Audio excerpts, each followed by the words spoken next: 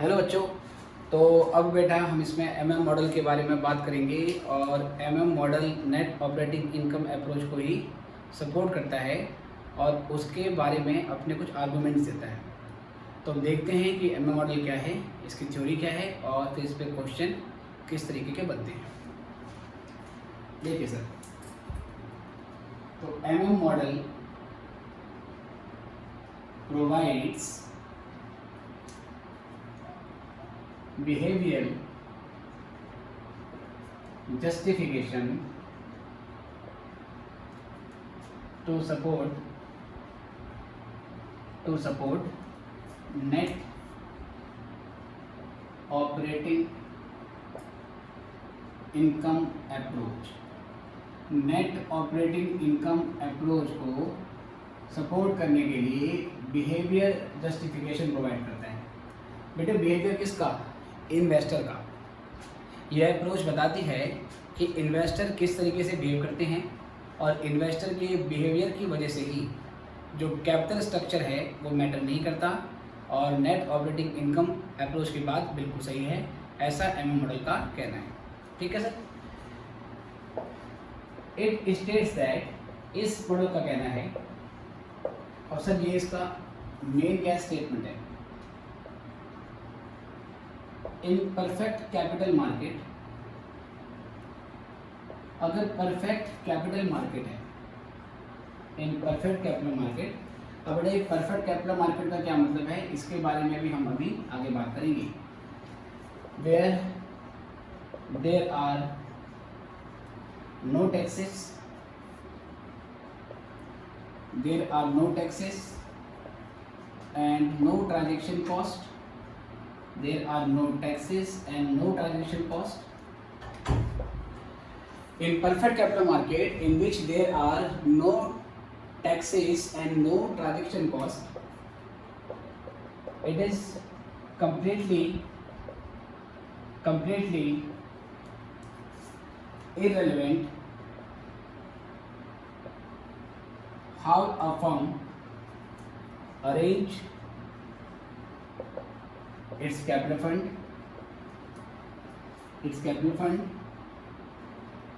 and capital structure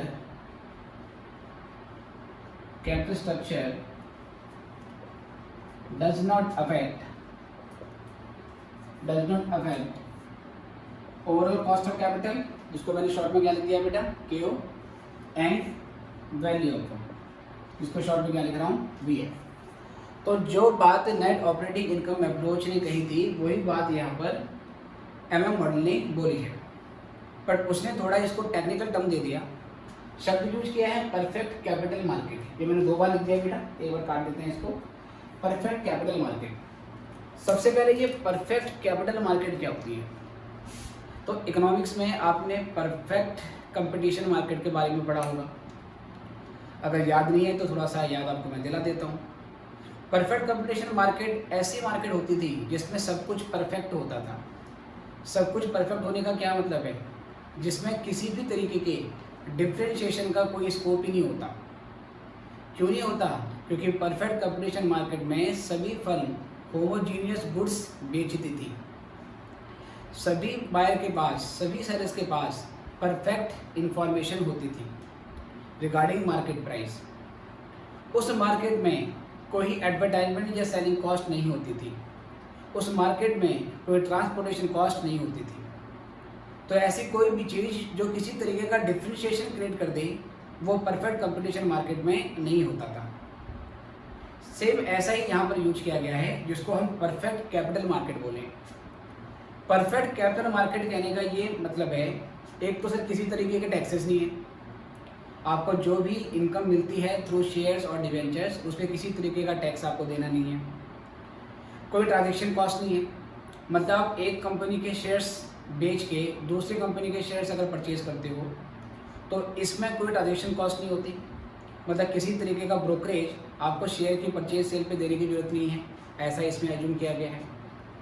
सभी investor का risk class एक जैसा है, मार्केट में जितने भी इन्वेस्टर हैं सबका रिस्क एक जैसा ही है, सब इक्वल रिस्क को बियर करते हैं।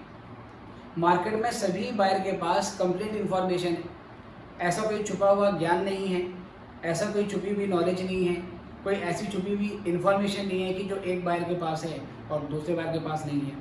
तो एवरीथिंग इज परफेक्ट। जब सारी की सारी इन्फॉर्मेशन इजीली अवेलेबल हैं और इन्वेस्टर सारी फर्म को एक जैसा ही मानते हैं और सभी बायर का रिस्क क्लास एक जैसा है, कोई टैक्सेस नहीं है, कोई ट्रांजेक्शन कॉस्ट नहीं है, तो इस अगर ये एजम्पशन वैलिड रहती हैं तो एमएम मॉडल कहता है किसी भी फर्म का कैपिटल स्ट्रक्चर मैटर नहीं करता। आपने पैसा कैसा अरेंज किया है, फर्म ने पैसे कैसे अरेंज किए, सारा पैसा इक्विटी के थ्रू लाई या इक्विटी और डेब्ट का कुछ कॉम्बिनेशन बना दिया, कोई फर्क नहीं पड़ता। आपकी केओ का मतलब ओवरऑल कॉस्ट ऑफ कैपिटल, जिसको WACC भी बोलते हैं, और वैल्यू ऑफ फर्म, ये सेम रहती है, कांस्टेंट रहती है। अब इसी चीज़ को और बेटर तरीके से एक्सप्लेन करने के लिए एमएम मॉडल दो स्टेटमेंट देता है, हमें दोनों स्टेटमेंट को समझना है। ठीक है, देखिए सर, एमएम मॉडल प्रोवाइड्स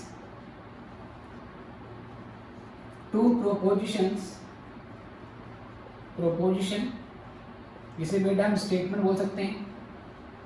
ठीक है सर, दो स्टेटमेंट प्रोवाइड करता है।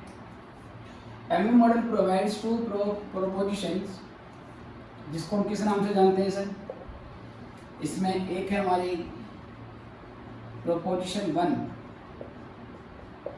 ठीक है सर, ये सिंपल ही कहता है, जो कि इसकी डेफिनेशन में हमने लिखा है, it is completely irrelevant how a firm arranges its capital fund। ठीक है सर, एक फर्म अपने कैपिटल फंड को किस तरीके से अरेंज करती है, ये पूरे तरीके से इररेलेवेंट है। क्यों इररेलेवेंट है, इसी स्टेटमेंट को वो और डिटेल में एक्सप्लेन करता है। तो आप पहले इतना नोट करिए और फिर मैं इससे आगे लिखूंगा।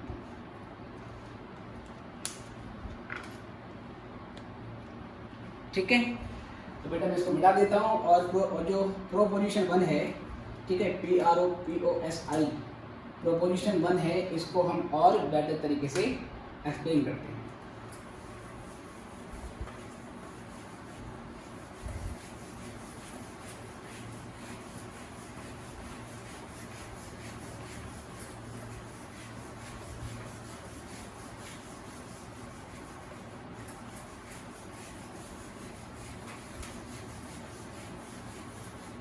देखिए सर, तो उसी फर्स्ट पॉइंट के बारे में हमने जो पहला स्टेटमेंट दिया है उसी के बारे में आगे बात करनी है। तो यहाँ पर हम कुछ पॉइंट नोट डाउन करते हैं। कहते हैं suppose there are two firms, मान लीजिए दो फर्म्स हैं, which are similar in all aspects. मान लीजिए बेटा दो फर्म्स हैं जो कि सभी एस्पेक्ट में बिल्कुल सेम है सर। ठीक है सर, उनमें सब कुछ सेम है। क्या अलग है sir, except for their capital structure and value of there firms. ठीक है सर, ये कहता है कि मान लो दो फर्म है, एक फर्म ए है, एक फर्म क्या है सर, बी है, दोनों में सब कुछ सेम है। मतलब सर फर्म ए में जितनी नेट ऑपरेटिंग इनकम होती है उतनी बी में होती है। ए अपना पैसा जिस प्रोजेक्ट में इन्वेस्ट करता है, फर्म बी भी अपना पैसा वहीं पे इन्वेस्ट करता है, दोनों को उस प्रोजेक्ट से सेम रिटर्न मिलता है, दोनों का नेचर ऑफ बिजनेस भी सेम है, एवरीथिंग इज सिमिलर। फ़र्क क्या है, पैसा अरेंज करने का तरीका अलग अलग है। मान लो कि एक फर्म अपना पूरा का पूरा पैसा इक्विटी के थ्रू लाती है और एक फर्म ऐसी है जो अपना पैसा इक्विटी और डेब्ट दोनों के थ्रू लाती है, और दोनों का कैपिटल स्ट्रक्चर अलग होने की वजह से मान लो दोनों की वैल्यू ऑफ फर्म अलग अलग आती है। ठीक है, ये कह रहा मान लो कि मान लो दो फर्म एक जैसी हैं, सबको सेम है, बट उनका कैपिटल स्ट्रक्चर अलग था, और मान लो इस वजह से उनकी वैल्यू ऑफ फर्म क्या है सर, अलग होती है। तो ये वैल्यू ऑफ फर्म जो अलग आ रही है ये केवल कुछ ही समय के लिए होगी। मार्केट में इन्वेस्टर कुछ इस तरीके से बिहेव करेंगे कि दोनों फर्मों की वैल्यू जो अलग अलग थी वो इन्वेस्टर के बिहेवियर की वजह से इक्वल हो जाएगी। कैसे होगी उसके बारे में बात करते हैं। In such a case, investor of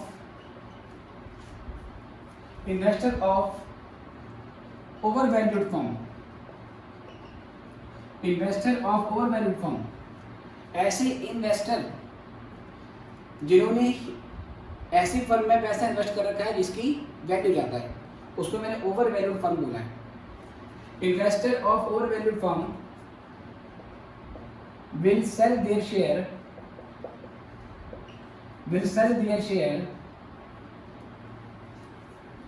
to buy a stake, मतलब stake का मतलब हिस्सा in undervalued firm, ठीक है सर। अगर बेटा ये सेल करते हैं, ठीक है, selling of overvalued firm will create selling pressure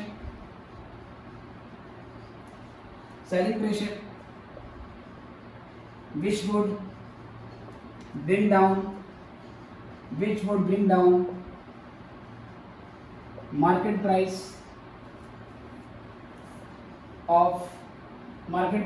per share of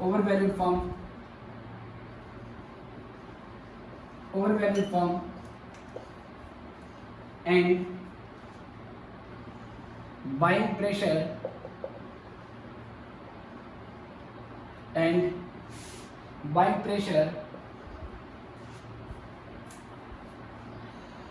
pressure क्या बोल सकते हैं बेटा, इसमें क्या लिखा था हमने, selling of overvalued firm will create selling pressure which would bring down market price per share of overvalued firm and buying shares of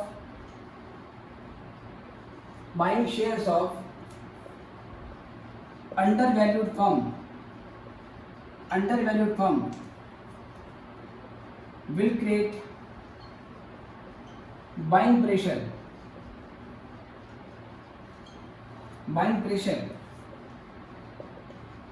which would bring an increase in market price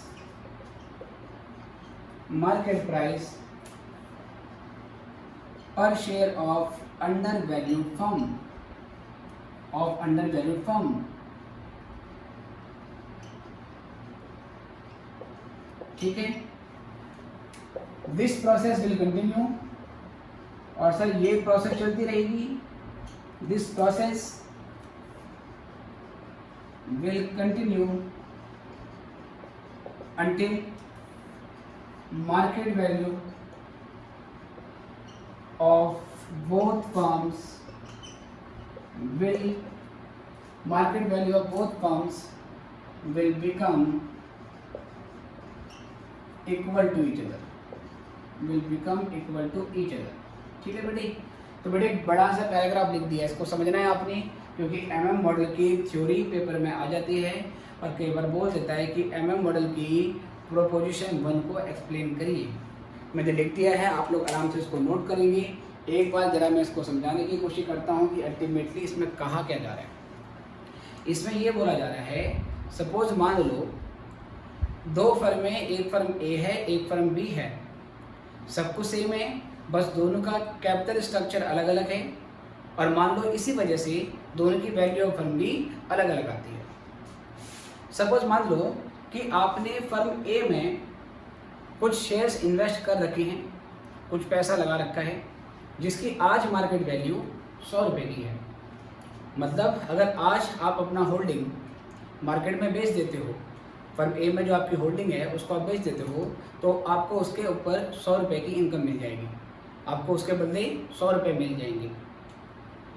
ये जो firm ए है आपको हर साल 10 रुपये का dividend देती है, ये आपको 10 रुपये का इनकम बेसिकली कमा के देती है। इसी मार्केट में एक दूसरी फर्म है जो बिल्कुल सिमिलर है, मतलब सर सिमिलर कहने का मतलब जितना डिविडेंड फर्म ए देगी उतना ही डिविडेंड आपको फर्म बी भी दे देगी। फर्म बी भी आपको हर साल 10 रुपये का डिविडेंड दे सकती है, बट फ़र्क यह है कि फर्म बी के मार्केट प्राइस का शेयर, फर्म बी के शेयर का मार्केट प्राइस, फर्म बी के शेयर का मार्केट प्राइस 80 रुपये है। तो फर्म बी में आपको 80 रुपये इन्वेस्ट करने पे 10 रुपये मिलेगा, जबकि फर्म ए में आपकी 100 रुपये की वैल्यू पर आपको 10 रुपये का डिविडेंड मिल रहा है। तो एक रेशनल इन्वेस्टर क्या करेगा? रेशनल का मतलब सर समझदार इन्वेस्टर क्या करेगा?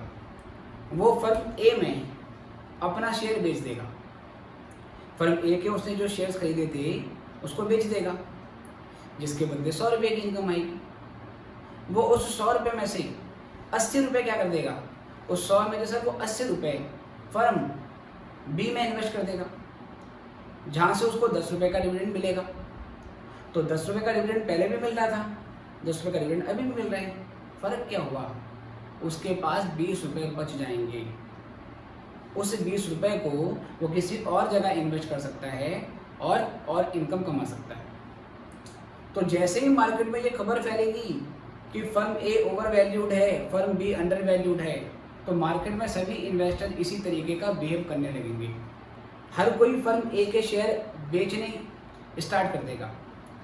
और जब मार्केट में किसी चीज़ की सेलिंग प्रेशर बढ़ जाता है, इकोनॉमिक्स की भाषा में बोले, जब मार्केट में किसी चीज़ की सप्लाई बढ़ जाती है, हर कोई बेचने के लिए आ रहा है कि मुझे बेचना है, तो क्या होगा प्यारे बच्चों?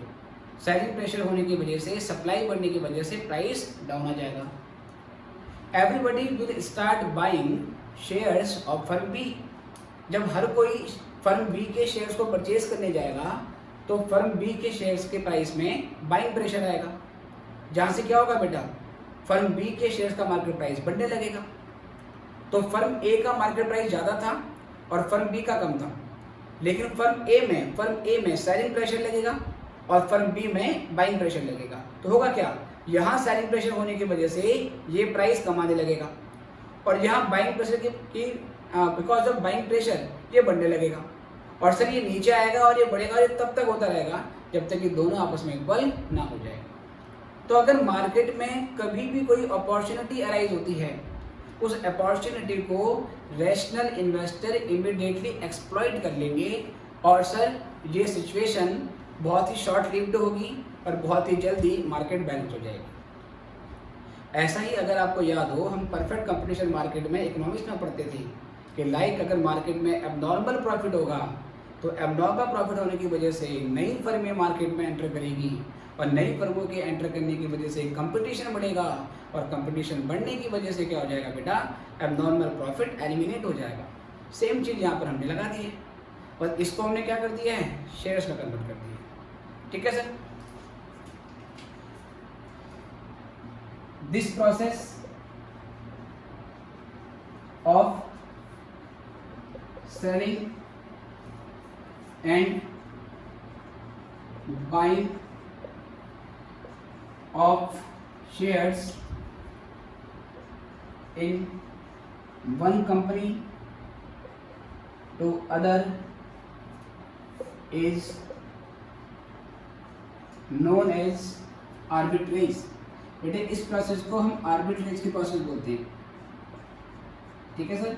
तो आर्बिट्रेज का मतलब होता है एक ऐसी प्रोसेस जिसमें आप एक फर्म के शेयर बेच देते हो, दूसरे में खरीद लेते हो और इस प्रोसेस में आप प्रॉफिट कमा लेते हो। तो बिना किसी रिस्क के जब आप प्रॉफिट अर्न करोगे तो उसे आर्बिट्रेज बोला जाता है। तो आर्बिट्रेज एक तरीके का क्या है सर? अगर मैं कह रहा हूँ आर्बिट्रेज तो इसका मतलब होता है ये रिस्कलेस प्रॉफिट है। ऐसा प्रॉफिट है जो आप आसानी से कमा सकते हो, रिस्कलेस प्रॉफिट, या प्रॉफिट एट सेम रिस्क भी इसको बोला जा सकता है कि आप सेम रिस्क पे एक्स्ट्रा प्रॉफिट कमा लेते हो। ठीक है सर? अब इसी के ऊपर हमने कुछ एग्जांपल करनी है, इसे नोट करो।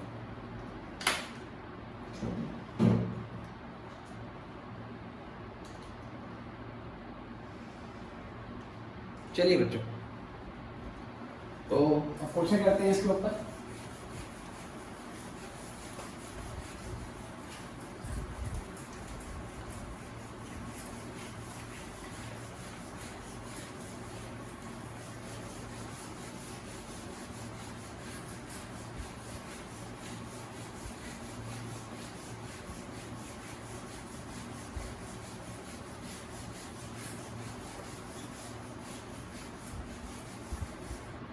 चलिए सर, कुछ क्वेश्चन लेते हैं बेटा, एग्जांपल लेते हैं। जैसे कि सपोज एक एग्जांपल है, इसको लिखते हैं।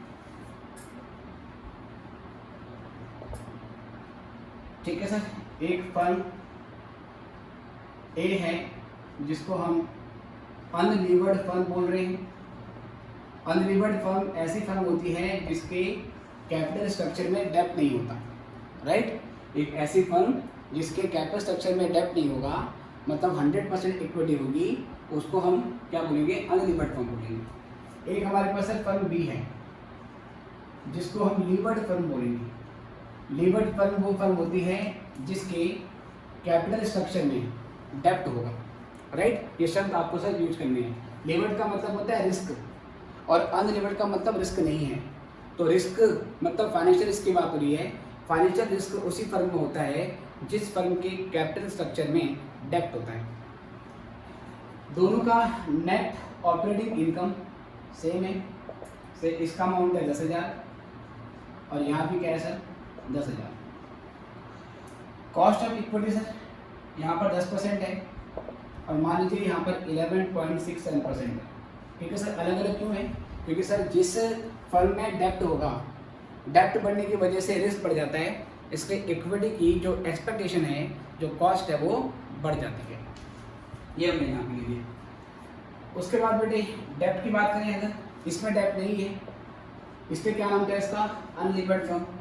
और यहाँ पर सर 50,000 का डेप्थ है, जिसका रेट हमारा 6% का है। 6% के रेट पे 50,000 के अमाउंट का डेप्ट है। अब इसी में बेटे अगर मुझे वैल्यू ऑफ इक्विटी निकालनी है ना, या पहले मान लीजिए अगर मैं आपसे बोलूँ कि मुझे नेट इनकम निकालनी है, तो नेट इनकम में कैसे निकालूंगा। तो नेट इनकम निकालने के लिए आपको पता है कि सर हमारी जो भी नेट ऑपरेटिंग इनकम होती है, उस नेट ऑपरेटिंग इनकम में से हम इंटरेस्ट को माइनस कर देते हैं। अभी यहाँ पर हमारी नेट ऑपरेटिंग इनकम 10,000 रुपये की है और यहाँ पर किसी भी तरीके का कोई इंटरेस्ट नहीं है, तो यहाँ पर मेरी नेट इनकम 10,000 रुपये ही आ जाएगी। यहाँ पर क्या होगा सर, 10,000 की मेरी नेट ऑपरेटिंग इनकम है, लेकिन क्योंकि इस फर्म में 50,000 का डेब्ट भी है, उसके ऊपर 6% का इंटरेस्ट देना पड़ेगा। तो आप इस 50,000 पे 6% का इंटरेस्ट निकालोगे तो 3,000 रुपये का इंटरेस्ट बन के आएगा। तो यहाँ पर हमारी नेट इनकम 7,000 रुपये की बन के आ जाएगी। ठीक है सर, 7,000 की इनकम हमारे पास यहाँ पर आ जाएगी। इसके बाद अगर मुझे वैल्यू ऑफ इक्विटी निकालनी हो, तो वैल्यू ऑफ इक्विटी का फॉर्मूला क्या होता है सर, वैल्यू ऑफ इक्विटी का फॉर्मूला होता है आप नेट इनकम को कॉस्ट ऑफ इक्विटी से डिवाइड कर देते हैं, राइट। नेट इनकम को कॉस्ट ऑफ इक्विटी से डिवाइड कर दिया जाता है। यहाँ पर क्योंकि नेट इनकम 10,000 रुपये की है और आप उसको 10% से डिवाइड करोगे तो 10,000 बाय 10%, ये हमारा 1,00,000 रुपये के बराबर आ जाएगा। ठीक है सर, ये 1 लाख के बराबर आ जाएगा। सेम उसके बाद यहाँ पर अगर मैं वैल्यू ऑफ इक्विटी निकालूँ तो नेट इनकम 7,000 रुपये की है और मैं इसको 11.67% से डिवाइड करूँगा तो 7,000 डिवाइड बाई 11.67% अगर हम करते हैं तो यहाँ से बेटा ये अमाउंट अप्रॉक्सीमेटली 60,000 के बराबर आ रही है। 59,982 कुछ आ रहा है, इसको मैं 60,000 ले लेता हूँ, है ना। अगर ये 11.6666 करते रहोगे तो it will become around rupees 16,000। तो 70,000 डिवाइड बाई 11.6666% मैं ऐसे ले रहा हूँ, तो ये डेफिनेट्स के बराबर आ रहा है। आप चाहो तो इसको और ऐसे ले सकते हो 11.666%। ठीक है सर, योर चॉइस। तो ये आ जाएगा आपका 60,000। अब यहाँ से मैं अगर वैल्यू ऑफ डेप्ट निकालूँ सर इसमें डेप्ट तो है नहीं, तो डेप्ट नील है। यहाँ पर 50,000 का डेप्ट था तो सीधे 50 लिख दिया। या वैल्यू डेप्ट का फॉर्मूला होता है इंटरेस्ट अपॉन में KD, वहाँ से भी आपका 50 आ जाएगा। अब यहाँ से अगर मैं वैल्यू ऑफ फर्म निकालूँ वैल्यू ऑफ फर्म निकालने के लिए आपको पता है कि इसमें वैल्यू ऑफ इक्विटी और वैल्यू ऑफ डेट को जोड़ देते हैं। और अगर मैं ऐसा करता हूँ बेटा तो यहाँ पर 1 लाख है बस, और यहाँ पे क्या है बेटा 60,000 प्लस 50,000, 1,10,000 है। तो दोनों की मार्केट वैल्यू अलग अलग आ रही है अभी के लिए। फॉर द टाइम बिंग दोनों की मार्केट वैल्यू अलग अलग आ रही है। क्योंकि इसकी मार्केट वैल्यू ज़्यादा है तो मैं इसको ओवर वैल्यूड फर्म बोलूँगा, और क्योंकि इसकी मार्केट वैल्यू कम आ रही है बेटे तो इसको मैं अंडर वैल्यूड फर्म बोलूँगा। अब क्वेश्चन कहता है कि सर इन्वेस्टर बिहेव कैसे करेगा, इन्वेस्टर का बिहेवियर कैसा होगा, वो बेटा आपने यहाँ पे सुनना है। प्रोसेस ये बोलती थी कि जो ओवर वैल्यूड फर्म का इन्वेस्टर होगा वो अपना हिस्सा बेच के अपने पैसे यहाँ पर लगाएगा, और यहाँ पर लगाने से वो कुछ एडिशनल इनकम कमा सकता है। देखिए सर बात करते हैं इसके बारे में। ठीक है सर, अब यहाँ से हम एक्सप्लेन करेंगे, या यहाँ जगह पर यहाँ कर लेते हैं आर्बिट्रेज प्रोसेस। आर्बिट्रेज प्रोसेस, ठीक है। एग्जाम्पल लेते हैं sir. Suppose mister Sharma holds 10% share 10% shares in firm B. उनके फर्म बी में 10% शेयर है, तो value of their investment is, तो उनकी इन्वेस्टमेंट की वैल्यू क्या है बेटा, क्योंकि इक्विटी की वैल्यू बेटा, इक्विटी की वैल्यू क्योंकि 60,000 है और उनका हिस्सा 10% है, तो हम 60,000 का 10% निकाल देंगे, तो कितना आएगा बेटा 6,000। उनके मिस्टर शर्मा ने फर्म बी में जो इन्वेस्टमेंट कर रखी है उनका हिस्सा अगर 10% है तो इक्विटी में उनका हिस्सा 10% हो जाएगा, मतलब 6,000 रुपये उन्होंने फर्म बी में इन्वेस्ट कर रखे हैं। और मिस्टर शर्मा को पता है कि ये ओवर वैल्यूड फर्म है और ये अंडर वैल्यूड फर्म है, तो ओवर वैल्यूड फर्म का इन्वेस्टर क्या करेगा, वो ओवर वैल्यूड से अपने पैसे निकालेगा और अंडर वैल्यूड में इन्वेस्ट कर देगा। ठीक है। Second point sir, mister Sharma would sell his share of firm B for ₹6,000। ठीक है सर, वो 6,000 रुपये में अपना हिस्सा मार्केट में बेच देंगे। एक चीज बेटा और है, जब मिस्टर शर्मा ने फर्म बी में इन्वेस्टमेंट कर रखी थी तो फर्म बी एक लीवर्ड फर्म थी। लीवर्ड फर्म का मतलब है कि फर्म बी में 50,000 का डेब्ट भी था, लेकिन जैसे ही वो फर्म बी में अपना हिस्सा बेच देते हैं तो फर्म बी में अपना इन्वेस्टमेंट बेचने के बाद ही डेब्ट के प्रति मिस्टर शर्मा की जो लायबिलिटी है वो ख़त्म हो जाती है। मतलब जब तक आप मालिक हो तो डेब्ट चुकाने की आपकी जिम्मेदारी है, लेकिन जैसे ही सर आप मालिक नहीं रहते तो डेब्ट चुकाने की जिम्मेदारी आपकी नहीं होगी। तो क्योंकि आपने फर्म बी की इक्विटी में पैसा लगाया था, और इक्विटी होल्डर को क्या बोलते हैं, मालिक बोलते हैं ना, तो मालिकों की जिम्मेदारी होती है डेब्ट पे करने की। तो कहने का मतलब है कि फर्म बी में इन्वेस्ट करते हुए आप डेब्ट के प्रति जिम्मेदारी, डेब्ट के प्रति लायबिलिटी, या हम बोल सकते हैं कि आप डेब्ट का रिस्क बियर कर रहे थे फर्म बी में। जब आप फर्म बी में से फर्म ए में जाओगे, हमें ध्यान रखना है इन्वेस्टर के रिस्क में चेंज नहीं होना चाहिए। लेकिन अगर आप फर्म बी का पैसा फर्म ए में लगा देते हो तो फर्म ए में तो बेटा डेब्ट है ही नहीं, तो इसका मतलब क्या हुआ कि फर्म बी से फर्म ए में जाने पर आपका रिस्क का लेवल चेंज हो गया। कैसे चेंज हो गया सर, यहाँ पर आप डेब्ट का रिस्क बियर करते थे, लेकिन यहाँ पर आप क्या करोगे सर, डेब्ट का रिस्क बियर नहीं करोगे। तो एमएम मॉडल कहता है ऐसा नहीं होना चाहिए। जैसे ही आप एक फर्म से दूसरी फर्म में मूव करोगे, आपकी रिस्क क्लास में, आपके रिस्क परसेप्शन में कोई चेंज नहीं होना चाहिए। तो अब क्या किया जाए, अब आप क्या करोगे, अगर आप अपने रिस्क को अनअफेक्टेड रखना चाहते हो तो जितना रिस्क आप पहले बियर कर रहे थे आप उतना ही रिस्क अभी भी बियर करोगे। तो अगर फर्म बी में आपकी इक्विटी की होल्डिंग 10% थी, इसका मतलब डेब्ट के प्रति आपकी जिम्मेदारी 10% थी फर्म बी में। आप अपनी इस जिम्मेदारी को कायम रखोगे, लेकिन कैसे? आप होम मेड लीवरेज क्रिएट करोगे। इस शब्द का मतलब समझना, होम मेड लीवरेज, क्या इसको बोलते हैं? पर्सनल डेब्ट। आप पर्सनल डेब्ट लेके अपने रिस्क के लेवल को सेम रखोगे, अनअफेक्टेड रखोगे। तो मैं क्या करूँगा sir? To ensure that your risk level is not change, आपका रिस्क लेवल चेंज नहीं होना चाहिए। You also borrow ₹5,000। सर 5,000 कैसे आए? फर्म बी में जो डेब्ट था 50,000 का, आपने उसकी इक्विवेलेंट अमाउंट 5,000 रुपये आपने बोरो कर ली। हेंस यू रिप्लेस, आपने यहाँ पर किया क्या बेटा? यू रिप्लेस कॉर्पोरेट डेब्ट।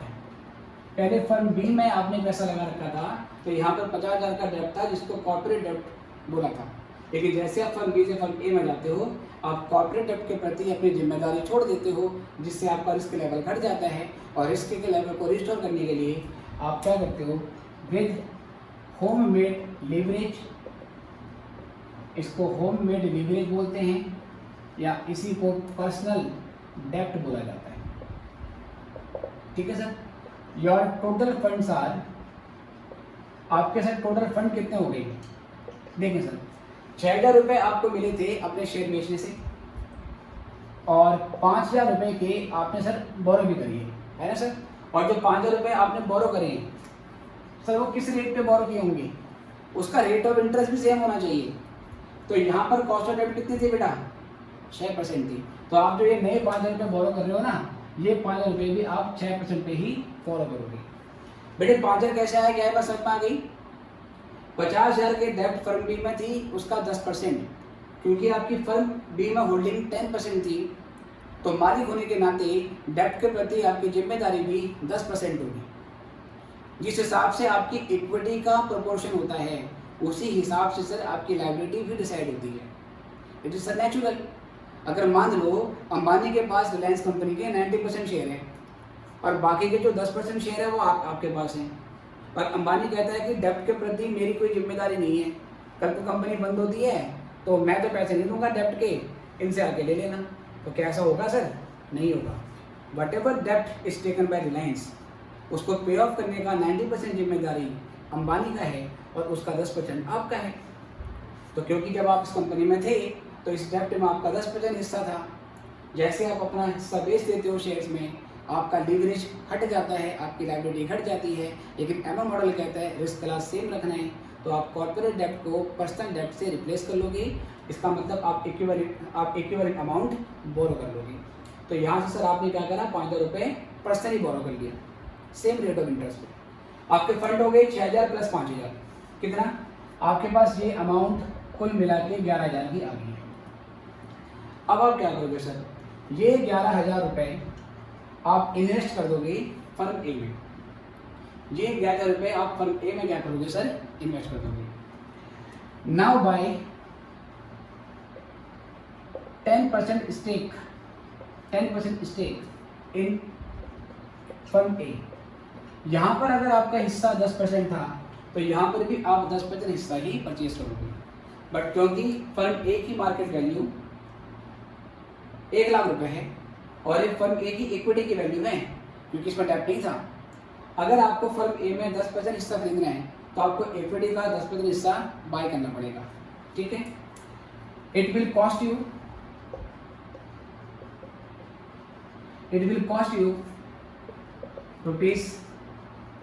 ₹10,000। सर कैसे? That is value of equity in firm A, उसका 10%, ये आपका हो जाएगा sir. You have surplus amount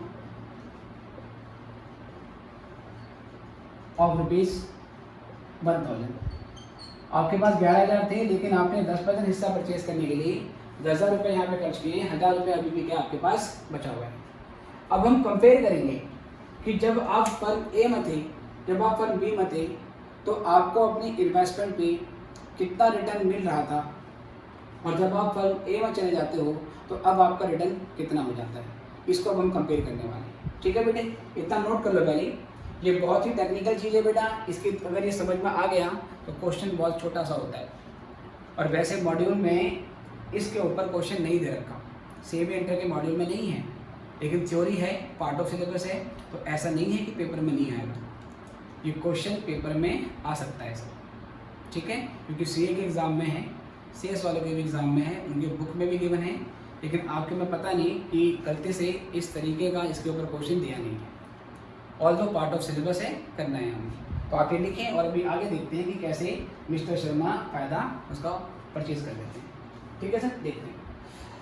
okay sir, तो इट विल कॉस्ट यू, आपको कॉस्ट होगी 10,000 की बेटा। यहाँ पर बात हो रही थी शर्मा की, है ना। ये यू कौन है बेटा, यू हम बोल रहे हैं शर्मा को, यू का मतलब समझ जाना कि मिस्टर शर्मा की बात हो रही है। You have surplus amount rupees 1,000, इतना कर लिया, इसको नोट करिए, इसको मिटाते हैं, फिर हम आगे बढ़ते हैं sir.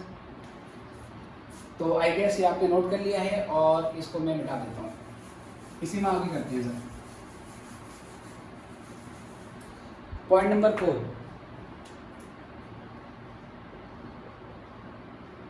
Late us compare return. ठीक है, from firm A and B, firm A और बी से कितना कितना रिटर्न मिलेगा, इसको सर मिस्टर शर्मा को। ठीक है, अब हम यहाँ पर कुछ कंपैरिजन करने वाले हैं, तो मैं क्या करूँगा, ये ऊपर वाले से मिटा देता हूँ। आप लोग कभी भी वीडियो को पॉज करके इसको नोट डाउन कर सकते हैं।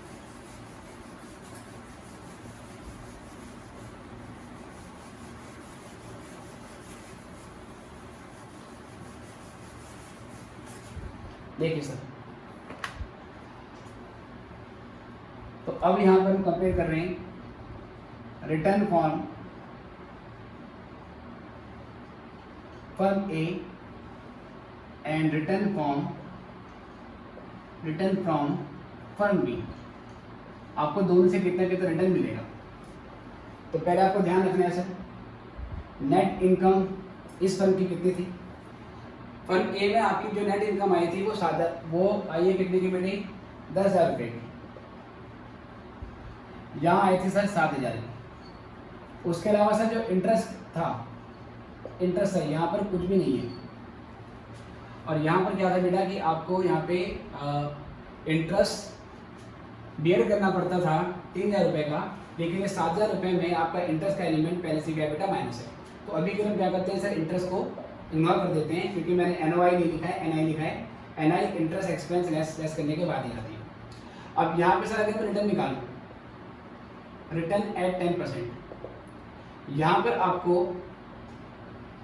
10,000 रुपये का 10% मिलेगा, क्योंकि आपका हिस्सा 10% है, तो आपको रिटेन अर्निंग के ऊपर 10% मिल जाएगा 1,000 रुपये का। लेकिन जब आपने फर्म ए में इन्वेस्टमेंट करी थी, तो फर्म ए में इन्वेस्ट करने के लिए आपने पर्सनल बोरिंग करी थी, है ना। जब हम फर्म बी के शेयर बेच के फर्म ए के शेयर में जा रहे थे, तो हमने पर्सनल बोरिंग्स करी थी। कितने अमाउंट की सर, 5,000 रुपये की। आपको उस 5,000 रुपये की बोरिंग पे इंटरेस्ट देना पड़ेगा।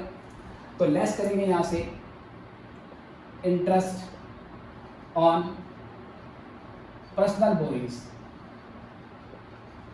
तो क्या करोगे सर, 5,000 पे आप 6% का इंटरेस्ट निकालोगे तो 300 आएगा। तो यहाँ से आपका जो नेट रिटर्न आया, यहाँ से आपका जो नेट रिटर्न आया वो 1,000 और 300 में से माइनस किया और 700 आया। और इस सिचुएशन में आपके पास अभी सरप्लस फंड भी बचे हुए हैं। कितने का सर, 1,000 रुपये का। 1,000 रुपये का सरप्लस आपका बच गया था, क्योंकि आपके पास 11,000 फंड थे और आपने 10,000 की ही इन्वेस्टमेंट करी थी। अगर हम फंड बी की बात करें, तो यहाँ कितना मिलेगा बेटा रिटर्न, यहाँ 7,000 का 10%, आपको 700 रुपये का यहाँ पर क्या मिलेगा, रिटर्न मिलेगा। यहाँ पर कोई आपकी पर्सनल बोरिंग नहीं थी, यहाँ पर जब आप फर्म बी में थे आपने कुछ पर्सनली बोरो नहीं किया था और आपके रिटर्न में इंटरेस्ट ऑलरेडी कटा हुआ है। तो आप देख रहे हैं सर यहाँ पे भी जो रिटर्न है वो सेम आ रहा है 700 रुपये।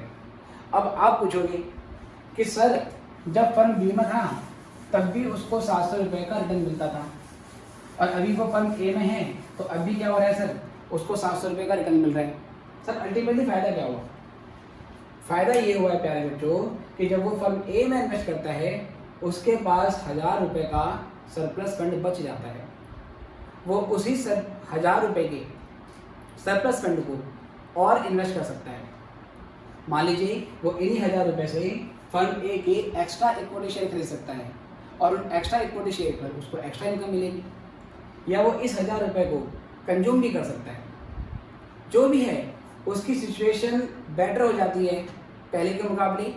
फर्म बी से फर्म ए में जाने पर कंज्यूमर की पोजीशन बेटर हो जाती है और इसी को ही हम आर्बिट्रेज प्रोसेस बोलते हैं। और सभी कंज्यूमर ऐसे ही बिहेव करेंगे, सभी इन्वेस्टर ऐसे ही बिहेव करेंगे और ये बी बेचो ए खरीदो, बी बेचो ए खरीदो, ये तब तक चलता रहेगा जब तक कि दोनों के प्राइस आपस में बराबर नहीं होंगे। क्योंकि बार बार बी के शेयर बेचेंगे तो बी में सेलिंग प्रेशर होगा, बी के शेयर का प्राइस घटेगा। ए के शेयर परचेज करेंगे तो ए में बाइंग प्रेशर लगेगा, ए का प्राइस क्या है सर, बढ़ेगा। तो इसके मार्केट प्राइस बढ़ेंगे, इसके मार्केट प्राइस घटेंगे, अल्टीमेटली क्या होगा, वैल्यू दोनों की आपस में बराबर हो जाएगी। ठीक है, तो यहाँ लाइन लिखना है, रिटर्न इज सेम फ्रॉम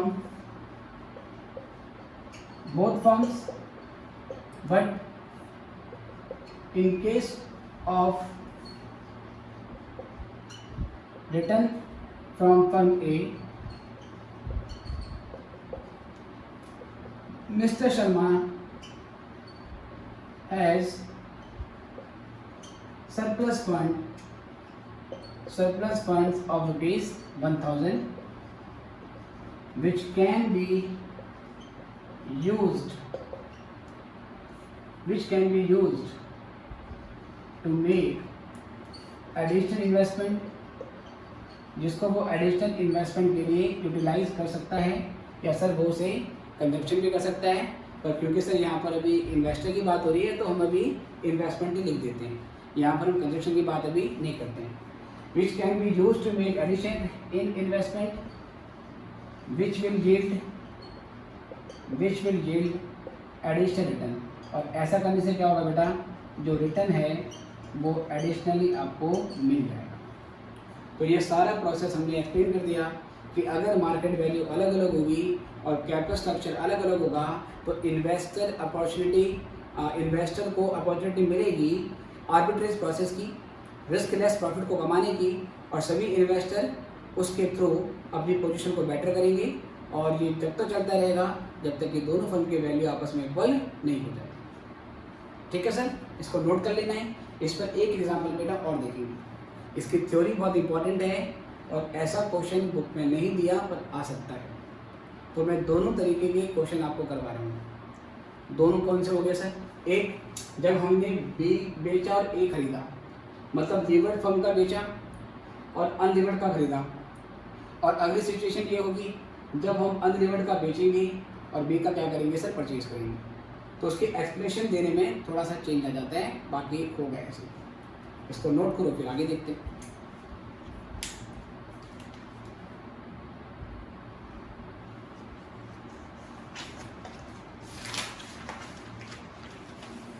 चलिए सर, तो आई गेस आप लोगों ने नोट कर लिया है और मैं अब इसी एग्जांपल में थोड़े से कुछ फिगर चेंज करूंगा और ऐसा करने से हमारा दूसरा एग्जांपल बन जाएगा। प्रोसेस वही है, ओवर वैल्यूड के बेचेंगे और अंडर वैल्यूड के परचेज करेंगे।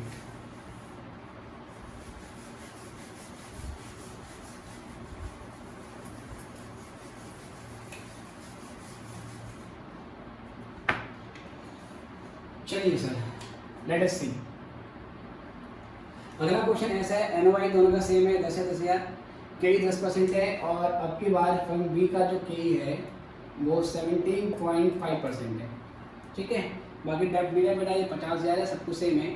यहाँ से हम आगे करते हैं। तो अगले क्वेश्चन में बस मैंने क्या करा है कि इस के को चेंज कर दिया। डेप्ट डी है बेटा 50,000 ही है, यहाँ नेट इनकम 10,000 ही आएगी, यहाँ पर 10,000 माइनस 50 पे 6% 3,000 माइनस हो जाएगा, तो ये लेस करने के बाद 7,000 ही आएगा। वैल्यू ऑफ इक्विटी निकालेंगे 10,000 बाई 10%, और यहाँ पे हमारा जो होगा वो 7,000 बाई, अब की बार रेट चेंज हो गया है, ये 17.5% हो गया है। ठीक है बेटी, के को मैंने चेंज कर दिया है। तो देखिए 7,000 को डिवाइड करेंगे 17.5% से, तो अब की बार बेटा ये अमाउंट 40,000 की बन के आती है।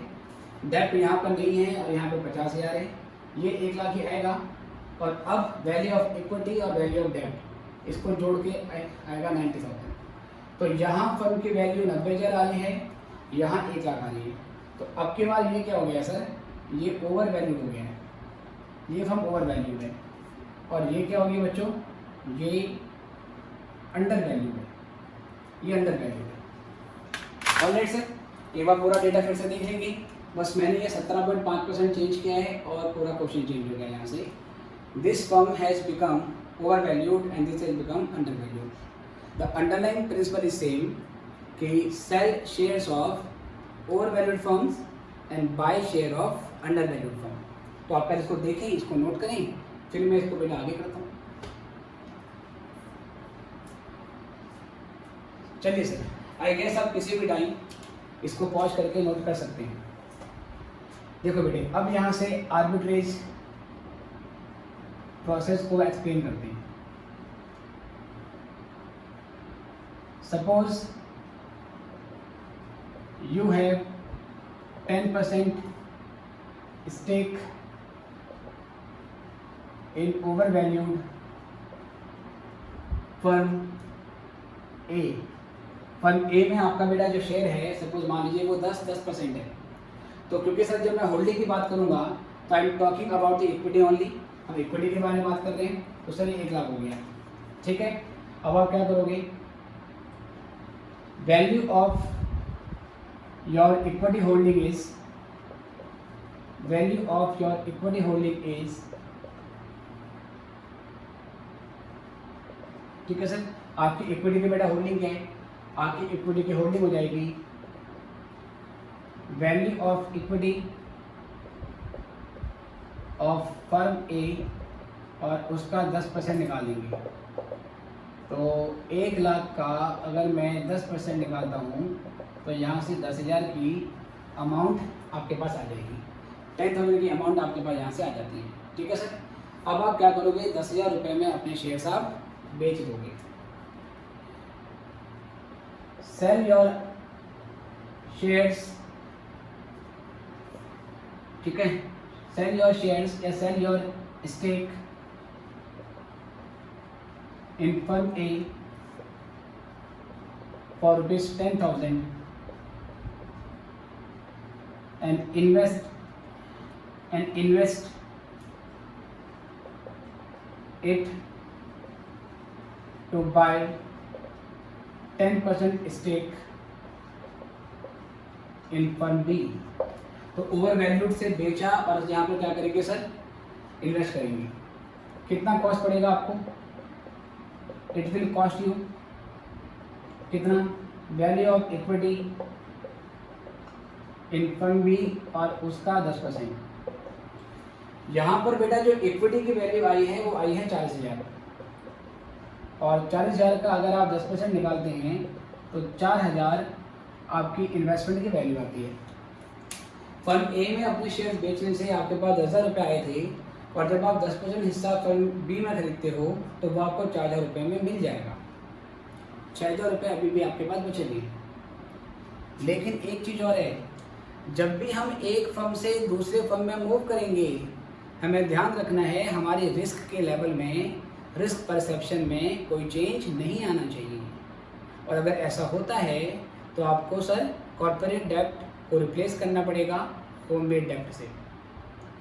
जब तक आप फर्म ए में थी, फर्म ए में कोई भी डेब्ट नहीं था, फर्म ए में कोई भी डेब्ट नहीं था, तो फर्म ए में आपका फाइनेंशियल रिस्क 0 था।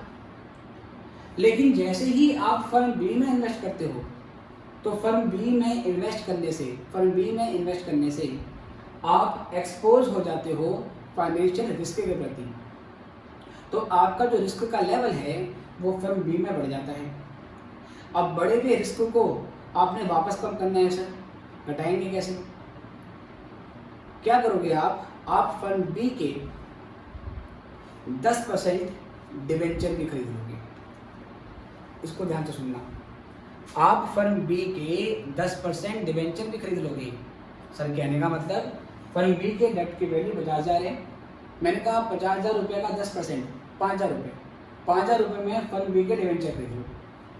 इससे क्या होगा, सुनेंगे ध्यान से। जैसे ही आप फर्म बी के शेयर खरीदते हो 4,000 रुपये के, तो एज ए ऑनर आपकी लायबिलिटी हो जाएगी 10% डेप्ट को सेटल करने की। जैसे ही आप बी में 10% की हिस्सेदारी लेते हो तो आपकी 10% की लायबिलिटी भी तो अरेंज हो जाती है टुवर्ड्स द डेप्ट। तो हमारे वाला एग्जांपल था ना कि जितने शेयर होंगे उसके हिसाब से आपको अपनी लायबिलिटी बियर करनी पड़ती है। ऐसा ही होता है बेटा कंपनी के केस में। कंपनी के केस में लायबिलिटी लिमिटेड होती है, बोलते हैं ना कि कंपनी की लायबिलिटी लिमिटेड है। क्यों होती है सर? क्योंकि जितनी असेट होती है उतनी की आप पेमेंट करते हो, जितना आपका होल्डिंग होगा आपको उसी के हिसाब से लायबिलिटी की डेप्ट की सेटलमेंट करनी पड़ती है। तो फिर से सुनिए, क्योंकि फर्म बी में आपने 10% हिस्सा लिया था तो आपकी फर्म बी की 10% डेप्ट के टुवर्ड्स लायबिलिटी पे राइज हो जाती है। अब आप उस लायबिलिटी को खत्म कैसे करोगे? आप फर्म बी की डेप्ट में 10% अमाउंट इन्वेस्ट कर दोगे, तो जो आपकी as a owner liability arise हुई उस लायबिलिटी को आप खत्म कर दोगे पर्सनल इन्वेस्टमेंट करने से, क्योंकि अब आप फर्म बी के इक्विटी होल्डर भी बन गए, और जैसे ही आप फर्म बी के डिबेंचर खरीदते हो आप डिबेंचर होल्डर भी बन गए। तो आप ही मालिक हो और आप ही डिबेंचर होल्डर भी हो, तो लायबिलिटी क्या हो जाएगी सर? खत्म हो जाएगी ना। इसलिए ऐसा करना पड़ेगा। ठीक है sir? Okay, to ensure that your risk level is not changed by 10% of debt of firm B, it will cost you कितना बेटा? फर्म बी का जो वैल्यू ऑफ डेप्ट था, वैल्यू ऑफ डेप्ट ऑफ फर्म बी, इसमें आप 10% हिस्सा खरीद रहे हो, डेट 50,000 की थी, तो 50,000 का अगर हम 10% करें तो सर आप 5,000 रुपये यहाँ भी इन्वेस्ट कर दोगे। तो अल्टीमेटली आपने 4,000 रुपये इक्विटी में लगाए फर्म बी की, 5,000 रुपये आपने डेट में लगा दिए फर्म बी की, तो कुल मिला के आपने इन्वेस्टमेंट कितनी कर दी? तो 10,000 आपके पास आए थे फर्म ए के शेयर बेचने से, आपने 9,000 रुपये यहाँ पे इन्वेस्टमेंट कर दी, तो यहाँ भी आपका 1,000 रुपये का सरप्लस बच जाएगा। ठीक है सर? तो उसके बाद मैं क्या करूँगा सर, इसी के आगे total investment in firm B, तो सर कैसे? 5,000 रुपये आपने इक्विटी में लगाए हैं, इसको मैं शॉर्ट में ई लिख रहा हूँ, 5 ही बेटा 4,000 रुपये आपने लगाया इक्विटी पे, और जो 5,000 रुपये है ये आपने लगाया डेप्ट में, इसको मैं डी लिख रहा हूँ। तो कुल मिला के आप 9,000 रुपये इन्वेस्ट कर चुके हो, और यहाँ से क्या होगा बेटा, फिर ये करने के बाद आपका जो सरप्लस फंड होगा वो कितना बचेगा? अगेन बेटी 10,000 आपके पास थी, आपने 9,000 इन्वेस्ट कर दिए, तो 1,000 रुपये का सरप्लस आपके पास बच गया।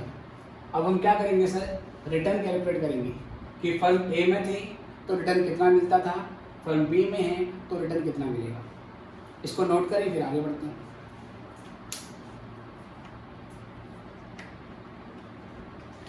चलिए सर, अब यहां से आगे देखते हैं।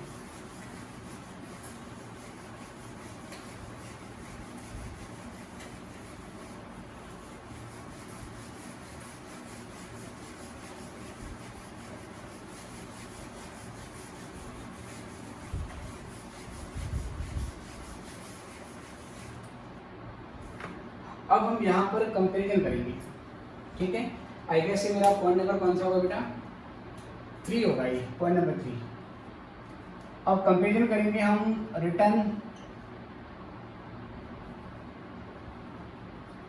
रिटर्न फ्रॉम फर्म, एक बार ए और एक बार बी, यहाँ से कितना कितना मिलेगा। तो पहले दोनों के साथ नेट इनकम ले लो। तो जो फर्म ए की नेट इनकम आई थी वो 10,000 रुपये आई थी, इसकी जो नेट इनकम है बेटा वो 7,000 आई थी। सर जब आप कहते हैं रिटर्न, तो रिटर्न का मतलब होता है इन्वेस्टमेंट पे रिटर्न। जब आप फर्म बी में इन्वेस्टमेंट कर रहे हो तो अब आपने दो तरीके की इन्वेस्टमेंट करी है, एक इक्विटी पे करी है और एक डिवेंचर पे करी है। तो आपको इक्विटी पे भी क्या मिलेगा, रिटर्न मिलेगा, और आपको डिवेंचर पे भी क्या मिलेगा, रिटर्न मिलेगा। तो यहाँ पे बेटा मैं इंटरेस्ट इनकम भी लिखूंगा। तो इंटरेस्ट सर यहाँ पर कुछ भी नहीं था, और यहाँ पे आपका इंटरेस्ट टोटल 50 का 6% 3,000 का, राइट। अब अगर मैं यहाँ से आपको लिखूँ रिटर्न फ्रॉम इक्विटी, इक्विटी से कितना मिला, तो सिंपली बेटे 10,000 का 10%, क्योंकि आपकी होल्डिंग 10% थी। यहाँ पर 7,000 का 10%, कितना sir 700। Okay sir. Return from डेप्ट, आपको डेप्ट से कितना मिला सर, यहाँ डेप्ट तो था ही नहीं, यहाँ पर क्योंकि आपने डिवेंचर में भी 10% इन्वेस्टमेंट करी थी, तो डिवेंचर पे जो 3,000 का इंटरेस्ट कंपनी ने पे करा उसका 10% तो आपको ही मिला होगा, मतलब 300 आपको मिल गया।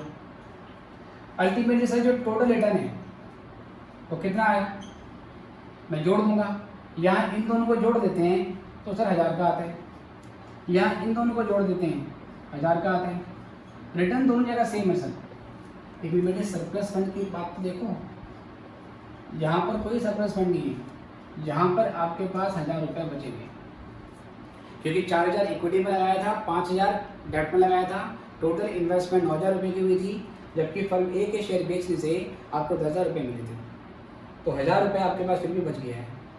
अब सेम कहाँ लिखोगी कि रिटर्न इज सेम, लेकिन जब फर्म बी में इन्वेस्ट करते हो तो 1,000 रुपये का आपका सरप्लस बच जाता है, जिसको आप एडिशनली इन्वेस्ट कर सकते हो और जिससे एडिशनल इनकम भी जनरेट कर सकते हैं। ठीक है sir. Return is same, return is same, but you have surplus fund of ₹1,000 after investing in firm B. This amount can be used for additional investment, ये एडिशनल इन्वेस्टमेंट के लिए use कर सकते हो, and to generate additional return, और आप यहाँ पर एडिशनल रिटर्न कमा सकते हो। ठीक है सर। तो ये दोनों सिचुएशन आपको मैंने बता दी है। दिस इज MM मॉडल, और ये MM मॉडल की हमने फर्स्ट प्रोपोजिशन एक्सप्लेन करी है। सेकंड वाली केवल एक थ्योरेटिकल पॉइंट है, वो भी आपको मैं बता देता हूँ। हो सकता है बेटा कि एग्ज़ाम में ना आए, लेकिन हमें तैयार रह के जाना पड़ेगा। अगर आता है तो इस तरीके से हम उसे कर सकते हैं। नोट कीजिए, फिर सेकंड पॉइंट के बारे में बात करते हैं।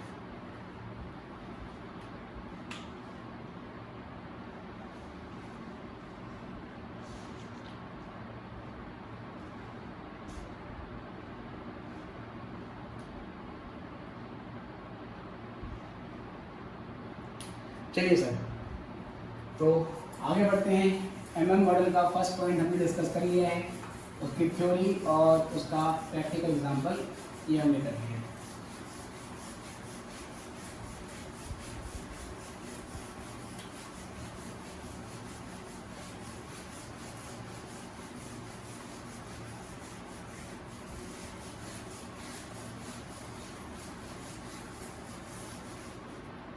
देखिए सर, अब यहाँ से नेक्स्ट पॉइंट पे आते हैं। अगला पॉइंट है हमारे पास प्रोपोजिशन सेकंड, इसके बारे में बात करेंगे। Overall cost of capital does not change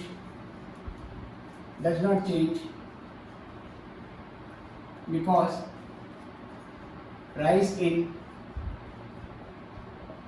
KE sets of benefit of cheaper debt। जो बात बेटा नेट ऑपरेटिंग इनकम अप्रोच में बोली थी उसी को यहाँ पर बोल दिया गया है कि जो हमारी ओवरऑल कॉस्ट ऑफ कैपिटल है, ओवरऑल कॉस्ट ऑफ कैपिटल का मतलब हो गया बेटा KO WACC।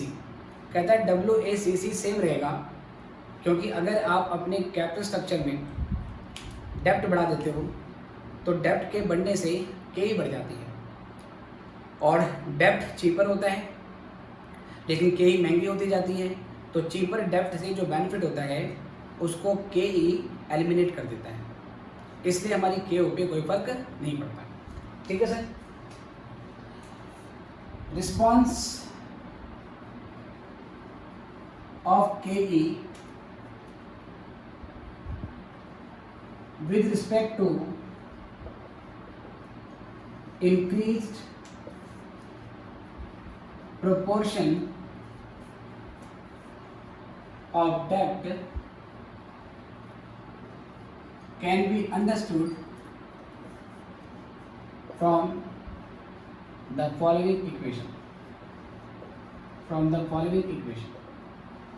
हम एक इक्वेशन बनाना चाह रहे हैं कि कैसे कैसे इक्विटी रिस्पॉन्स करती है जब डेब्ट का प्रोपोर्शन बढ़ाया जाता है या उसमें चेंज आता है।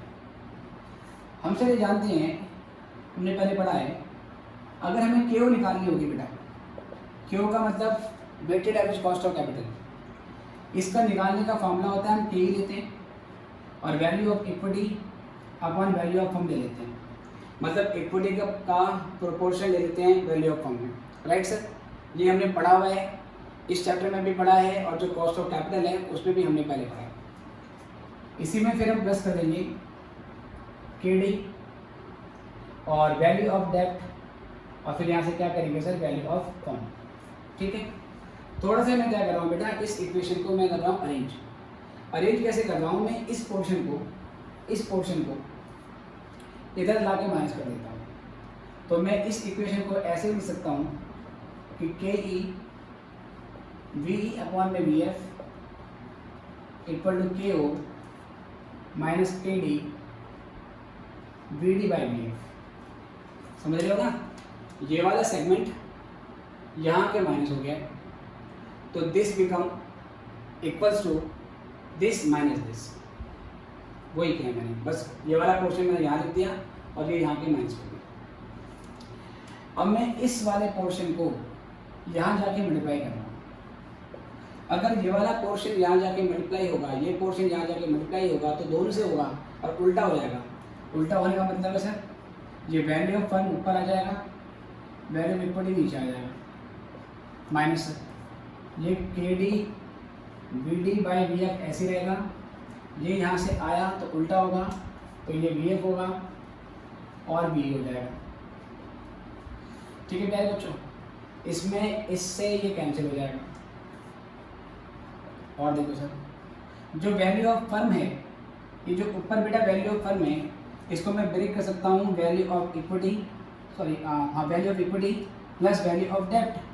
वैल्यू ऑफ फर्म सम होती है वैल्यू ऑफ इक्विटी का और वैल्यू ऑफ डेप्ट का, तो मैंने वी एफ को वी प्लस वी डी लिख दिया। नीचे वाला प्रोपोर्शन बेटा सेम रहेगा, नीचे वी रहेगा आपका। यहाँ पर क्या है बेटा, यहाँ पर एक के डी हमारा ऐसी रहा, के डी ऐसी रहा, ये वैल्यू ऑफ डेप्ट और वैल्यू ऑफ इक्विटी, तो ये डेप्ट और इक्विटी का यहाँ से हमारा प्रोपोर्शन बन गया।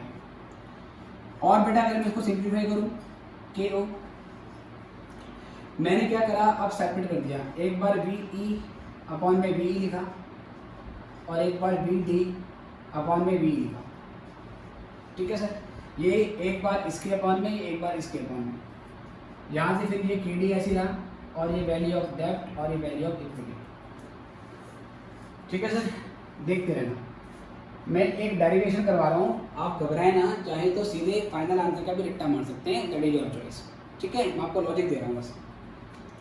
ये क्यों ऐसे रहेगा, ये सेपरेट किया था तो यहाँ पर v से v कैंसिल हो गया, ये बचा 1 प्लस वैल्यू ऑफ डेब्ट अपॉन में वैल्यू ऑफ इक्विटी, और ये ऐसे रहेगा माइनस KD और साथ में वैल्यू ऑफ डेब्ट और फिर ये आ गया हमारा वैल्यू ऑफ इक्विटी। अगर बेटा मैं इसको सॉल्व करूँ, KO की अब मैं अंदर वाले से इंटू कर दे रहा हूँ, KO की एक बार इससे इंटू होगी, KO की एक बार इससे इंटू होगी, तो KO की 1 से होगी KO प्लस KO की इससे मल्टीप्लाई होगा, तो KO dot VD by VE minus KD dot VD by VE। अब सर हम ध्यान से देख सकते हैं कि इस पूरी इक्वेशन में this thing can be taken as common, हम इसको कॉमन ले सकते हैं, VD बाई VE को हम कॉमन ले सकते हैं, ठीक है। तो क्या करेंगे, ये KD प्लस KO ऐसे रहा, प्लस मैं VD बाई VE को कॉमन ले रहा हूँ। अगर मैं VD बाई VE को कॉमन लूँगा, वो कॉमन वाला पोर्शन मैंने बाहर लिख दिया है यहाँ पर, VD by VE value of डेब्ट अपॉन वैल्यू ऑफ इक्विटी। अब चाहिए आगे लिखो या पीछे लिखो, अंदर क्या बचा, KO माइनस KD। तो ये हमारी फाइनल इक्वेशन आई है। आप चाहेंगे तो आप सीधे ये फॉर्मूला नोट कर सकते हो, इसको मेमोराइज कर सकते हो, ठीक है सर। एग्जाम में डेरिवेशन लिख के आ जाओगे तो थोड़ा थ्योरी में अगर आ जाएगा तो नंबर मिल जाएंगे आपको और बेटर लगेगा, अदरवाइज ये पॉइंट यहाँ से आप लिख सकते हो। इसको सर मैं शॉर्ट में ऐसे लिख सकता हूँ, KO plus KO minus KD, और वैल्यू डेब्ट को बस मैंने डेब्ट लिख दिया, इक्विटी को सिर्फ मैंने इक्विटी लिख दिया। यहाँ से ये मालूम चला कि जो KE है बेटा, इस इक्वेशन का मतलब सुनिए, किसके इक्वल होती है, KO तो होगा ही होगा, प्लस अगर आप अपने कैपिटल स्ट्रक्चर में डेब्ट बढ़ाते हो तो डेब्ट बढ़ने की वजह से ये हिस्सा बढ़ता जाएगा, ठीक है सर।